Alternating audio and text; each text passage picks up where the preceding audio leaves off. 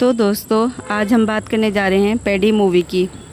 Video को बिल्कुल भी मिस मत करना। तो वीडियो स्टार्ट होने से पहले अब वीडियो को लाइक करके चैनल को सब्सक्राइब कर देना। तो चलो बिना किसी देरी के इस मूवी को एक्सप्लेन करते हैं। तो मूवी के स्टार्टिंग में हमें एक विश्वास नाम का बंदा दिखाया जाता है और यहाँ पर वो इसके बारे में हमें पता लगता है कि यह गवर्नमेंट ऑफिसर है और इसका काम यह है देश के कोने कोने से आदमी लाकर उनको स्पोर्ट्स में बंदों को खिलाना, जो कि स्पोर्ट्स में मास्टर कर चुके हैं। बेसिकली जो बंदा जिस स्पोर्ट में अच्छा हो उसको उसी स्पोर्ट में डालकर और इंडिया के लिए गोल्ड मेडल लाने के लिए। और अब यहाँ पर कुछ दिनों बाद स्पोर्ट चालू हो जाता है और उसका जब रिज़ल्ट आता है तो सिर्फ 2 मेडल ही आते हैं। और इस बात को देखकर मिस्टर विश्वास बहुत ज़्यादा गुस्से भी हो जाते हैं और कहते हैं कि हमारे इंडिया के अंदर 130 करोड़ की जनता है, लेकिन उसमें से कोई भी स्पोर्ट्स पर ध्यान नहीं दे रहा है। यहाँ पर सभी पेरेंट्स को अपने बच्चों को डॉक्टर या इंजीनियर ही बनाना होता है। कोई भी पेरेंट्स ये नहीं कहता कि मेरे बेटों को स्पोर्ट्स में सिलेक्शन कर लो। बेसिकली वो ये कहना चाहता है कि सभी के पेरेंट्स अपने बच्चों के लिए स्पोर्ट्स नहीं चुनते बल्कि एजुकेशन चुनते हैं। किसी का बच्चा MBBS है तो किसी का बच्चा बाहर ऑस्ट्रेलिया में पढ़ाई कर रहा है। ऐसे तो इंडिया के अंदर स्पोर्ट्स में बिल्कुल ही नाम खत्म हो जाएगा। अब यहाँ पर मिस्टर विश्वास बोलते हैं कि अगर ऐसा ही चलता रहा इंडिया स्पोर्ट्स में बहुत ज़्यादा पीछे रह जाएगी, और वो इतना बोलकर वहाँ से निकल जाते हैं। खैर जब वो रास्ते में के अंदर आ रहे थे तभी उनको होता हुआ क्रिकेट मैच दिखता है, जिसे देख के वो अपने ड्राइवर से बोलते हैं कि यहाँ पर जाकर अपनी गाड़ी लगाओ। तभी मिस्टर विश्वास देखते हैं कि यहाँ के बच्चे बहुत ज़्यादा क्रिकेट अच्छा खेल रहे थे और यहाँ पर स्टेट का भी सिलेक्शन हो रहा था। और अब यहाँ पर मिस्टर विश्वास कुछ लड़कों से बात करते हैं और उनसे पूछते हैं कि तुम किसकी तरह बनना चाहते हो। तो वो सभी लड़के सिर्फ एक ही नाम लेते हैं और वो है पैडी। इतना सुनकर वो थोड़ा सा आगे जाता है और कुछ लोग वहाँ पर कबड्डी खेल रहे थे और कुछ लोग वहाँ पर रनिंग कर रहे थे। और अब इन सबको देखकर मिस्टर विश्वास मन में बोलते हैं कि इन सभी के अंदर कितना ज़्यादा टैलेंट है। अब यहाँ पर मिस्टर विश्वास इन बच्चों से भी बात करते हैं कि तुम्हें किन की तरह बनना है, लेकिन इन बच्चों के नाम पर भी सिर्फ एक ही नाम था और वो है पैडी। अब यहाँ पर स्पोर्ट्स तो बदल रहे थे लेकिन पैडी नाम नहीं बदल रहा था। इतना सब सुनने के बाद यहाँ पर मिस्टर विश्वास भी चौंक जाते हैं कि आखिर कौन है ये पैडी जिसने हर स्पोर्ट्स में अपना मास्टर कर रखा है और सभी लोग उसकी तरह बनना चाहते हैं। खैर इसके बाद हम देखते हैं विश्वास के बगल से एक आदमी जा रहा था जो कि इसी लोकल गांव का था, जिससे मिस्टर विश्वास सिर्फ एक सवाल करते हैं कि आखिर ये पैडी कौन है और ये कहाँ मिलेगा। जिस पर यह बंदा बोलता है कि मैं आपको पैडी से मिलवा दूंगा। तभी मिस्टर विश्वास एक पत्थर के ऊपर बैठ जाते हैं, जिस पर वो बंदा बोलता है कि तुम जिस पत्थर पर बैठे हो उसे पैडी पत्थर कहते हैं। जिस पर मिस्टर विश्वास बोलता है कि इसको आखिर पैडी पत्थर क्यों कहते हैं। जिस पर वो बंदा बताता है कि पैडी के ने जब मारा था तो आकर बॉल डायरेक्ट किस पत्थर पर लगी थी, तब से इस पत्थर का नाम पैडी पत्थर हो गया है। लेकिन यहाँ पर विश्वास बोलते हैं कि इस स्टेडियम से तो कोई भी मार देगा और आमतौर पर कहीं भी बॉल जाकर लग सकती है, इसमें आखिर खास बात क्या है। जिस पर वो बंदा बताता है कि पैडी ने यहाँ से नहीं बल्कि 2 ग्राउंड छोड़ के पिछले तीसरे ग्राउंड से मारा था। और अब इतना सुनकर तो यहाँ पर मिस्टर विश्वास भी बहुत ज़्यादा शौक हो जाते हैं। और अब यहाँ पर यह बंदा बोलता है कि पैडी से मिलने के लिए हमें जंगलों से होते हुए पहाड़ के ऊपर चढ़कर जाना पड़ेगा। लेकिन विश्वास यहाँ पर बोलते हैं कि कैसे भी कर बस तुम मेरे को इस बंदे से मिलवा दो कि आखिर ऐसा कौन हो सकता है जिसका हर एथलीट में नाम है। और फिर इसके बाद ये दोनों पैडी से मिलने के लिए पैदल चलने लगते हैं और अब यहाँ से इन दोनों की जर्नी शुरू हो जाती है। इसके बाद मूवी फ्लैशबैक में चली जाती है 1990 में और यहाँ पर हम राम पुंजी नाम का एक आदमी दिखाया जाता है जिसके गांव में बहुत ज़्यादा अच्छी खासी चलती है और यहाँ पर यह रहता है। उस गांव का नाम है विजयनगर और पूरे विजयनगर में इसकी बहुत ज़्यादा चलती है। और यहाँ पर हमें पता लगता है कि इस बंदे का को क्रिकेट खेलने का बहुत ज़्यादा शौक़ है और यहाँ पर हर प्लेयर के लिए बोली लगाई जाती है। और फिर इसके बाद हम देखते हैं कि यहाँ पर क्रिकेट का मैच स्टार्ट होती है। रामपुंजी और एक सामने उसका एक बंदा होता है, उससे वो मैच रखता है और यहाँ पर इन दोनों के बीच में हर प्लेयर के लिए बोली लगती है। और यहाँ पर फिर बोली लगना स्टार्ट होती है और सभी प्लेयर 12 में या फिर 5 में बिक जाते हैं। लेकिन एंड में आता है हमारा पैडी जो कि रामपुंजी का फेवरेट प्लेयर था। अब इसकी बोली यहाँ पर 600 तक की जाती है, लेकिन रामपुंजी जो भी पैसा सबसे ज़्यादा लगाता है उस पर एक ज़्यादा लगाकर हमेशा पैडी को अपनी टीम में ही ले लेता था। और अब हमें यहाँ पर पैडी को दिखाया जाता है जो कि एक गुड़ के कारखाने में काम करता था और इसका कोई भी गांव नहीं है, बस ये पहाड़ों के अंदर रहता है और विजयनगर में आकर मजदूरी किया करता था। और अब काम ख़त्म करने के बाद डायरेक्ट यहाँ से पैडी ग्राउंड पर पहुँच जाता है। और यहाँ पर रामपुंजी के ओपोनेंट ने 10 ओवर से 170 रन का टारगेट बनाया था और अब इसके बाद टीम आती है रामपुंजी की बैटिंग करने के में। और अब यहाँ पर रामपुंजी के सभी बंदे 100 रन बनाते हुए सभी लोग आउट हो जाते हैं। पिच में यहाँ पर सिर्फ अकेला बंदा बचता है जिसका नाम होता है पैडी और वो यहाँ पर अकेले ये चौके मारकर और बहुत ही बेहतरीन बैटिंग कर कर अकेले ही रामपुंजी को सारे पैसे जितवा देता है। और अब यहाँ पर 601 पैडी को मिलते हैं जिससे कि उसका पूरा गांव चल जाता है। खैर इसके बाद सीन शिफ्ट होता है और हम गुड़ के कारखाने में उसके मालिक को देखते हैं और यहाँ पर हमें दिखाया जाता है कि वो बहुत ही बड़ा भेदभाव करता है, क्योंकि जो पहाड़ी लोग होते हैं जो कि पहाड़ के पीछे रहते हैं उनका ना कोई आधार कार्ड है और ना ही कोई जान पहचान, इसलिए उनको मजदूरी करने पर सिर्फ उनको 2 रुपये दिए जाते हैं। लेकिन यहीं पर विजयनगर वालों को एक ही बंदे को 20 रुपये दिए जाते हैं मजदूरी करने के, क्योंकि पहली बात तो वो विजयनगर के हैं और उनका आधार कार्ड है और राशन कार्ड है और इसके साथ साथ पहाड़ी लोगों को सोने के लिए भी जगह नहीं दी जाती। ऐसी जगह पर उनको सुलाते हैं जहाँ पर सिर्फ 2 या 3 पंखे हैं और उसके लिए भी उनसे 1 रुपया चार्ज किया जाता है। और पहाड़ी लोग अपना जीवन बिताने के लिए विजयनगर में आकर उनके ही कपड़े पहनते हैं और उनका यहाँ का खाते हैं और ऐसे ही मजदूरी कर कर और ऐसे ही मैच जीतकर उनकी ज़िंदगी चल रही थी।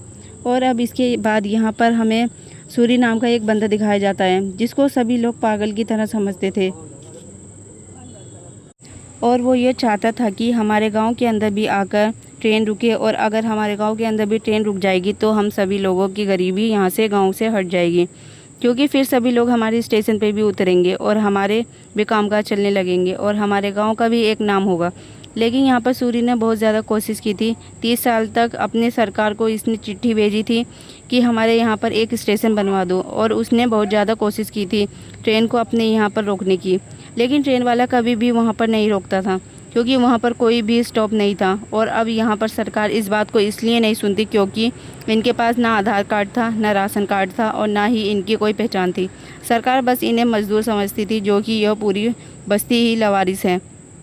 खैर इसके बाद सीन शिफ्ट होता है और हम देखते हैं पैडी को जो अपने घर पर आता है और हमें यहाँ पर यह पता लगता है कि यह अपनी माँ के साथ रहता है। अब ये दोनों आपस में बात कर ही रहे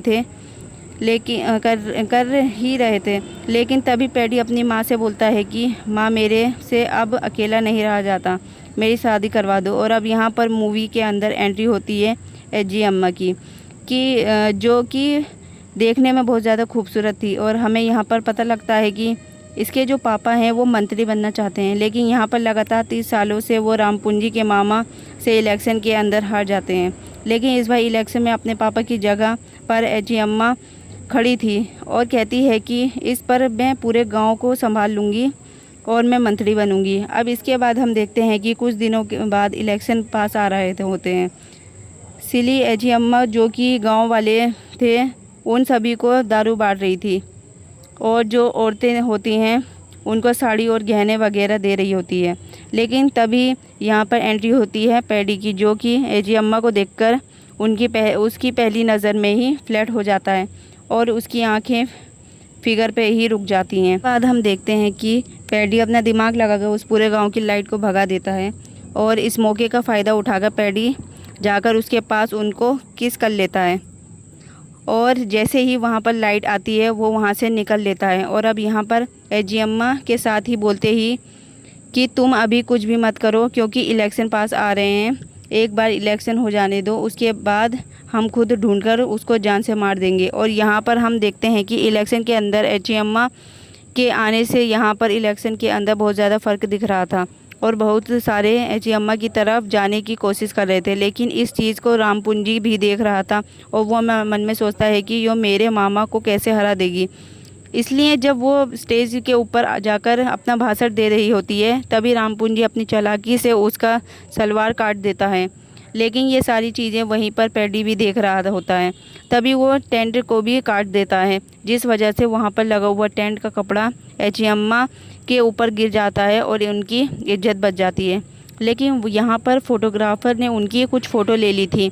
इसके बाद हम रामपुंजी को देखते हैं, जो कि सभी लड़कों पर डांट रहे थे और बोलता है कि आखिर वो टेंट का कपड़ा किसने गिराया। अगर वो कपड़ा आज नहीं गिरता तो अच्चियम्मा की आज ही ऐसी की तैसी हो जाती और वो खुद ही इलेक्शन से बाहर हो जाती। लेकिन तभी यहाँ पर फोटोग्राफर आता है और बोलता है कि भैया मैंने कुछ फ़ोटो ले लिए हैं, आप परेशान मत हो, कल मैं इनको अखबारों में छपवा दूँगा। इतना सुनकर यहाँ पर रामपुंजी बहुत ज़्यादा खुश हो जाता है। लेकिन तभी यहाँ पर एंट्री होती है पैडी की और यहाँ पर इसने मुंह पर कपड़ा बांध रखा था और यहाँ पर फिर वो उन सभी को बहुत ही बुरी तरीके से मारता है और जो कैमरे के अंदर फ़ोटो थी वो खुद ही अपने हाथों से डिलीट भी कर देता है। लेकिन इसी लड़ाई के बीच में उसका मुंह का कपड़ा भी खुल जाता है, जिस पर रामपुंजी उससे बोलता है कि तू एक पहाड़ी मजदूर है, तू ये अच्छा नहीं कर रहा हमसे पंगा लेकर। और यहाँ पर यह बोलता है कि अभी तो मैं तुझको जिंदा छोड़ रहा हूँ, अगर तूने अगली बार अच्चियम्मा के ऊपर आंख उठाकर भी देखा तो मैं तुझे जान से मार दूंगा। इतना बोलकर वो वहाँ से निकल जाता है। खैर इसके बाद हमें गैरनाइडी जी को दिखाया जाता है, जो कि कुश्ती में बहुत ही ज़्यादा मास्टर कर चुके थे और वो अपने टाइम में इंटरनेशनल प्लेयर भी रह चुके थे और वो आज के टाइम में भी सभी लोगों को कुश्ती सिखाते हैं। अब हमें इनका एक स्टूडेंट दिखाया जाता है जिसका नाम होता है बद्रा, जो कि बहुत ही एग्रेसिव खेलता है और सभी से चीटिंग कर कर जीत जाता है। और अब यहाँ पर उसको मेडल और प्राइज़ तो मिलता है, लेकिन गैरनाइडू उससे वो बिल्कुल भी खुश नहीं थे, क्योंकि उनका ये मानना था खेल तो खेल होता है, हार जीत तो होती रहेगी, लेकिन खेल को हमेशा ईमानदारी से खेलना चाहिए। इसके बाद सीन शिफ्ट हो जाता है और हमें दोबारा से ग्राउंड के ऊपर पैडी को दिखाया जाता है और यहाँ पर रामपुंजी और प्रताप के बीच में मैच होता है। लेकिन यहाँ पर प्रताप पैडी की सिर्फ 10 पैसों में बोली लगाता है और रामपुंजी सिर्फ 1 की। प्रताप यहाँ पर रामपुंजी के डर से पैसे आगे नहीं बढ़ा रहा था, इसलिए यहाँ पर पैडी को 1 रुपये में ख़रीद लिया जाता है और यह सब देखकर पैडी समझ चुका है कि रामपुंजी अपना बदला ले रहा है। खैर इसके बाद यहाँ पर मैच स्टार्ट हो जाता है और बहुत सारे लोग पैडी के ऊपर पैसे लगाए हुए थे, लेकिन इस बार कुछ अलग ही इस गेम में के अंदर होता है। दोनों टीम आपस में मिल जाते हैं और पैडी को आउट करवाने लगते हैं। मतलब वो पैडी का मुकाबला 11 से नहीं बल्कि 22 से था। लेकिन तभी हमारा हीरो कहाँ हार मानने वाला था, वो अकेले ही सभी को धूल चटा रहा था और वो बहुत ज़्यादा तगड़ी बैटिंग कर रहा था। वहाँ की सारी जनता पैडी चिल्ला रही थी और यह सारी जनता की आवाज़ गैरनाइडू के कुश्ती के मैदान में पर भी जा रही थी। और अब इतनी सारी आवाज़ को सुनकर वहाँ पर गैरनाइडू भी आ जाता है। खैर इसके बाद हम देखते हैं कि यह सभी लोग मिलकर पैडी को चीटिंग करवाकर आउट करवा देते हैं और जितना भी जनता ने पैडी के ऊपर पैसे लगाया हुआ था वो सारा डूब जाता है। लेकिन तब भी जनता उससे बिल्कुल भी उदास नहीं होती। फिर भी पूरे ग्राउंड पर सिर्फ एक ही नाम चल रहा था और वो है पैडी। लेकिन यहाँ पर पैडी अपने मन में बहुत ज़्यादा उदास हो जाता है और वो सोचता है कि मैं आगे कुछ भी नहीं कर पाया। और फिर तभी यहाँ पर उसके पास आते हैं गैरनाइडू, जो कि उससे बोलते हैं कि तू कुश्ती खेलेगा। इस पर बोलता है कि मजदूरी मिलेगी। इसके बाद गैरनाइडू उससे बोलता है कि कुश्ती कोई पैसों का खेल नहीं है, यह खेल का खेल है, कभी भी इस चीज़ को नहीं समझेगा। पहाड़ी मजदूर इतना बोलकर वो वहाँ से निकल जाते हैं। खैर इसके बाद सीन शिफ्ट होता है और हम सूरी को देखते हैं, जो कि डायरेक्ट प्रधानमंत्री के पास पहुँच चुका था और उनको बताता है कि हमारा एक पहाड़न गाँव है जहाँ पर मेरे को ट्रेन रुकवानी है, मतलब मेरे को वहाँ पर स्टेशन बनवाना है। लेकिन यहाँ पर मंत्री उसको बोलता है कि तू कौन है, तू कहाँ से आया है, अपना आधार कार्ड दिखा। जिस पर वो सूरी बोलता है कि मेरा कोई भी आधार कार्ड नहीं है और इतना सुनते ही मंत्री उसको वहाँ से भगा देता है।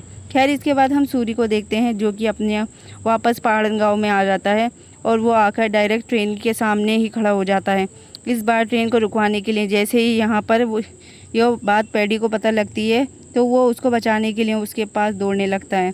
लेकिन ट्रेन यहाँ पर बहुत ज़्यादा स्पीड में होती है। पैडी सूरी को जैसे ही बचाने वाला होता है, लेकिन तभी ट्रेन उसके शरीर को आधे हिस्से को काट कर देती है।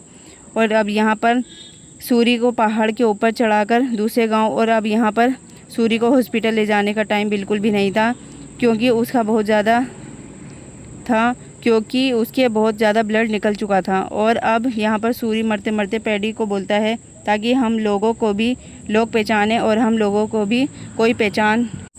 हमें ऐसे हर जगह से लवारिस की तरह भगा दिया जाता है, और क्या हम हमेशा ऐसे ही मजदूरी की तरह अपनी ज़िंदगी बिता दें? इन सभी चीज़ों से बेहतर चीज़ तो यही है कि मैं अपनी जान दे दूं। इतना बोलकर यहाँ पर सूरी की मौत हो जाती है।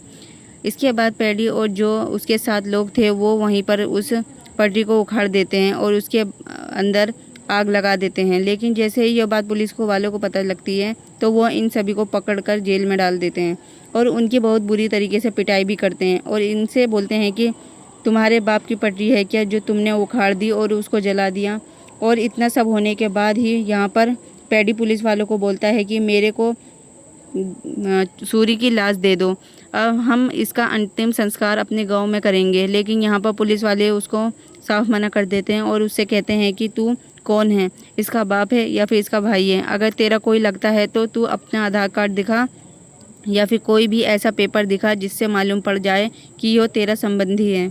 लेकिन इनमें से किसी के पास भी कोई पेपर नहीं था और फिर पुलिस वाले बोलते हैं कि यह लाश लवारिस है, इसको हम कहीं भी नहीं ले जाने देंगे।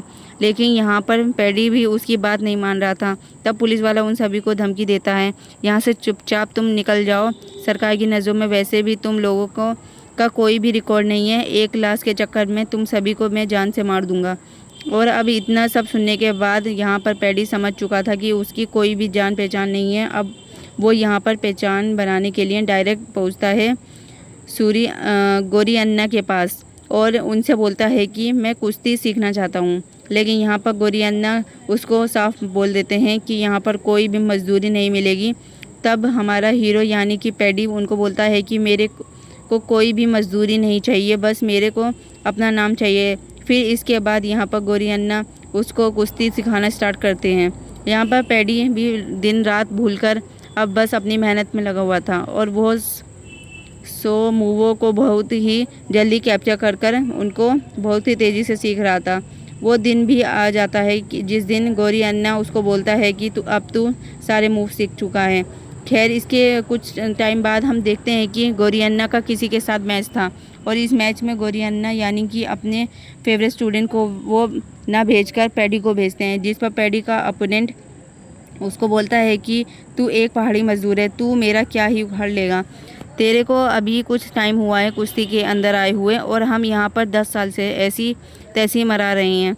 जिस पर पैडी उसको बोलता है कि मुँह से नहीं अपने हाथों से काम कर। इसके बाद इन दोनों के बीच में कुश्ती का मैच शुरू हो जाता है। लेकिन यहाँ पर पैडी उसको बहुत ही बुरी तरीके से मारता है और उसको हरा देता है। इस चीज़ को देखकर यहाँ पर गोरी अन्ना बहुत ज़्यादा खुश हो जाते हैं और इसके बाद यहाँ पर गोरी अन्ना को बहुत ज़्यादा भरोसा हो जाता है कि पैडी के ऊपर, जिसके बाद वो खुद से जाकर नेशनल में पैडी का नाम लिखवा देते हैं और इसके साथ साथ ये भी अनाउंस कर देते हैं जो भी पैडी को हराएगा मैं उसको अपना सोने का कड़ा दूंगा।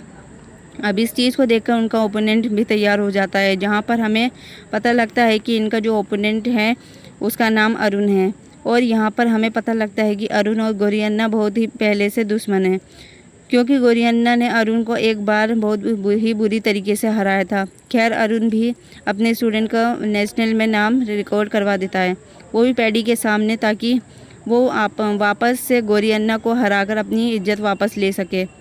और अब यहाँ पर अनाउंस किया जाता है कि अगले मंडे से यानी कि एक वीक बाद नेशनल के मैच स्टार्ट हो जाएंगे। इसके बाद हम पैडी को देखते हैं जो कि अखाड़े के अंदर प्रैक्टिस कर रहा होता है, लेकिन तभी उसके पास बदरा आता है और उससे बोलता है कि देख भाई, तू मेरे से बहुत ज़्यादा आगे बढ़ चुका है और तू कुछ टाइम बाद नेशनल रिकॉर्ड भी जीत लेगा और फिर जगह सिर्फ तेरा ही नाम होगा।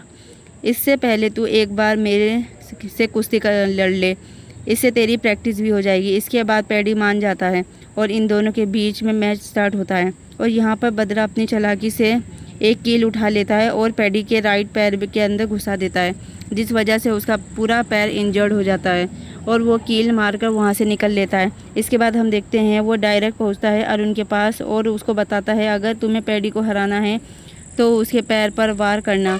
अब यहाँ पर अरुण अपने स्टूडेंट को सारी बातें समझा देता है। खैर अब वो दिन भी आ जाता है यहाँ जहाँ पर नेशनल का मैचेस स्टार्ट होने लगे थे। अब यहाँ पर खेलते खेलते हमारा पैडी और अरुण का स्टूडेंट भी सेमीफाइनल में पहुंच जाता है, जहां पर यह एक दूसरे से फाइट करने वाले थे। और अब इन दोनों का मैच स्टार्ट होता है, जहां पर पैडी अरुण के स्टूडेंट को बहुत ही बुरी तरीके से हरा रहा था। लेकिन तभी अरुण का स्टूडेंट पैडी के पैर पर वार करता है, लेकिन पैडी अपने पैर की चिंता ना करता हुआ आखिर में अरुण के स्टूडेंट को ऐसा मूव देता है जिससे कि उसे 4 पॉइंट मिलते हैं।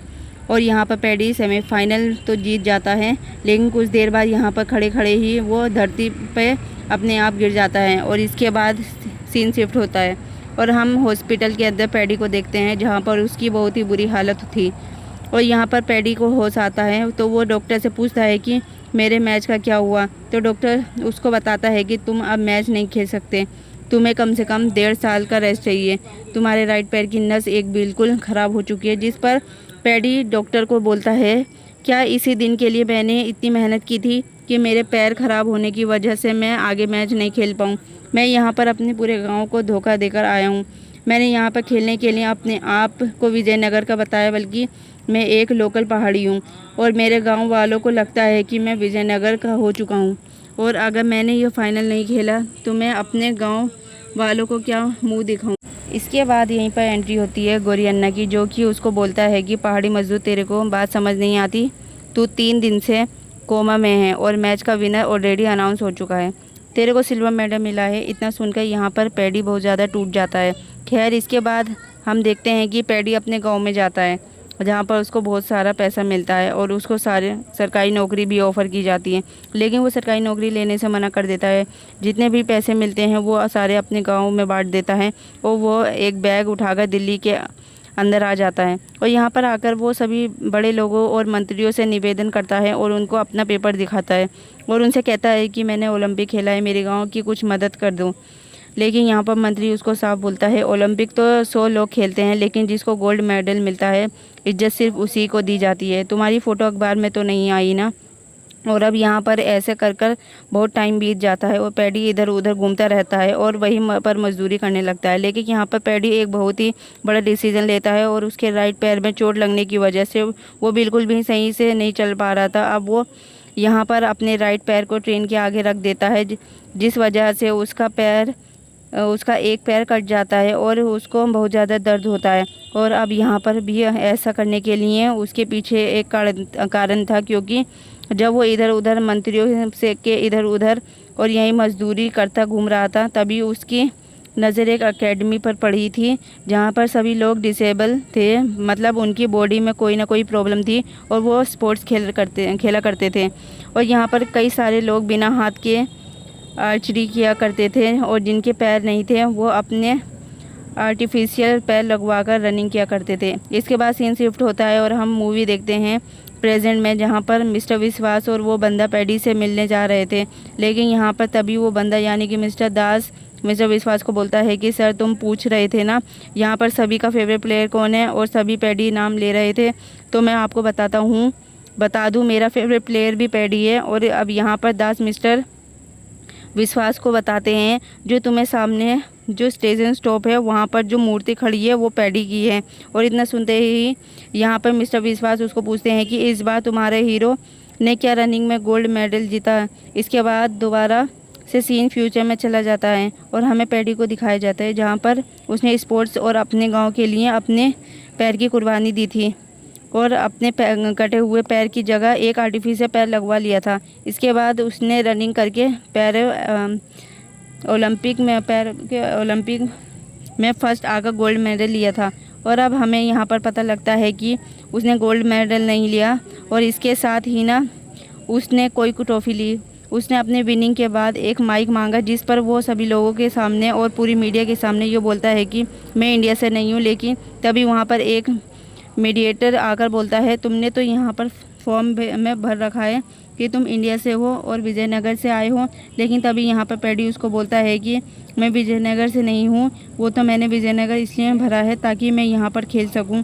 मैं यहाँ पर एक पहाड़ी गांव से हूँ, जहाँ पर लोगों का ना आधार कार्ड है और ना ही राशन कार्ड है और ना ही पूरे सरकार में कहीं भी उनका रिकॉर्ड है। क्या आप लोगों को पता है ऐसे पूरे इंडिया में कितने गाँव हैं? 1800 गाँव हैं, जिनकी ना कोई इज्जत करता है और ना ही कोई पहचान है। पर मैं यहाँ पर अपने गांव के लिए आया हूँ और मैं चाहता हूँ मेरे गांव वालों का आधार कार्ड बने और उन सभी की एक पहचान हुआ और हमारे गांव के आगे आकर भी एक ट्रेन रुके। अब यहाँ पर पैडी एक बहुत ही तगड़ी स्पीच देता है, जिसको सुनकर वहाँ बैठे मंत्रियों के सभी की आंखों में आंसू आ जाते हैं। खैर, इसके बाद हम देखते हैं कि खुद मंत्री और पैडी और उनके गांव में जाकर वहीं पर वो ट्रेन रुक जाती है। BHS गांव वाले देखकर बहुत ज़्यादा चमत्कार मानते हैं, क्योंकि पहली बार उस गांव में कोई ट्रेन रुकी थी। लेकिन तभी सब गांव वाले देखते हैं कि उस ट्रेन में पैडी उतरता है, जिसे देखकर सभी को उसके ऊपर बहुत ज़्यादा नाज होता है। और अब यहाँ पर रामपुंजी और भद्रा को भी अपनी गलती का एहसास हो जाता है और यहाँ पर अच्छी अम्मा को भी उसकी सारी सच्चाई पता लग जाती है और वो भी उसको प्यार करने लगती है। तभी वहाँ पर स्टेशन मास्टर आता है और उनसे बोलता है कि आज के बाद यहाँ पर सभी ट्रेन रुकेंगी और यहाँ पर एक प्रॉपर स्टेशन बनाया जाएगा और इस स्टेशन का नाम होगा पैडी। इतना सुनकर यहाँ पर पैडी स्टेशन मास्टर को बोलता है कि मेरे नाम से नहीं, यहाँ पर सूरी के नाम से स्टेशन बनना चाहिए, क्योंकि उसने यह काम करने के लिए अपने 32 साल और अपनी पूरी जान लगवा दी थी। इसके बाद सीन आता है प्रेजेंट टाइम में, जहाँ पर दास और मिस्टर विश्वास एक दूसरे से बात कर रहे थे।